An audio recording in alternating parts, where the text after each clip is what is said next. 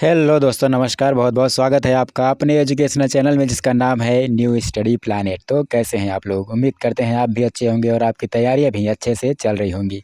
आज हम पढ़ेंगे इस वीडियो में हिंदी, और हिंदी में क्या पढ़ेंगे? वाच्य के बारे में। हिंदी में वाच्य कितने प्रकार के होते हैं, वाच्य होता क्या है, सबकी जानकारी देंगे इस वीडियो में। तो आइए शुरू करते हैं आज का वीडियो बिना वक्त गंवाए हुए।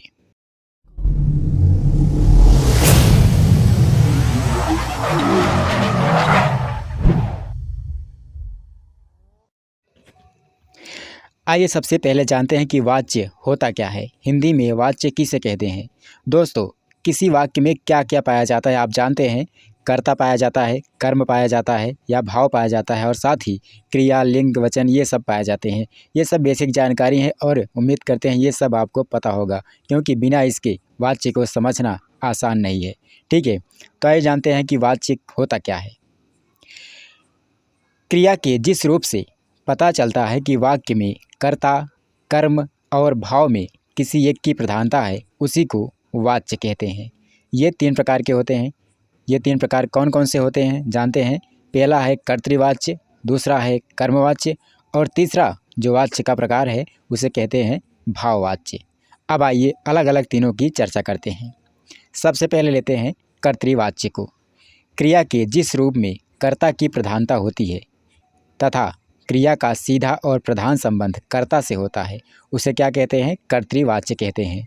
इस वाच्य में क्रिया के लिंग और वचन कर्ता के अनुसार होते हैं, अर्थात कर्ता का लिंग और वचन जैसा होगा, क्रिया का लिंग और वचन भी वैसा ही होगा।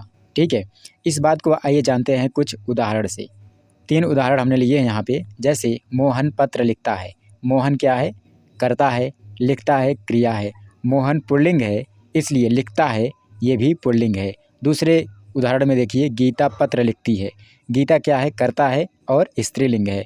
तो यहाँ पे जो लिखती है क्रिया है, लिखती है इसलिए है क्योंकि गीता स्त्रीलिंग है, तो लिखती है भी स्त्रीलिंग हो जाएगा। तीसरा उदाहरण है लड़के पत्र लिखते हैं। यहाँ पे लड़के जो है कर्ता हो जाएगा, लड़के बहुवचन में है, तो यहाँ पे जो क्रिया है लिखते हैं ये भी बहुवचन में हो जाएगा। ठीक है, इन वाक्यों में आप देखिए कि कर्ता की प्रधानता है।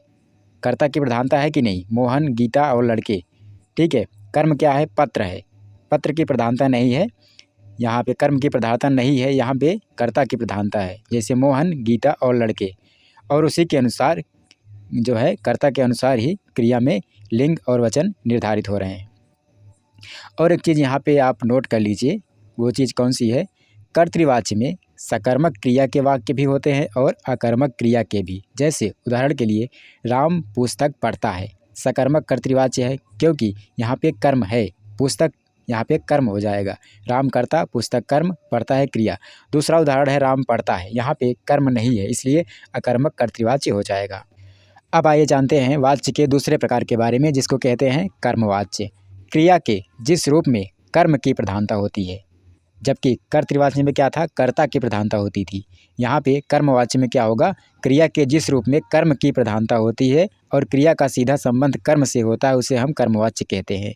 इस वाच्य के क्रिया के लिंग और वचन कर्म के अनुसार निर्धारित होते हैं। ठीक है, अब इसको जानते हैं उदाहरण के जरिए।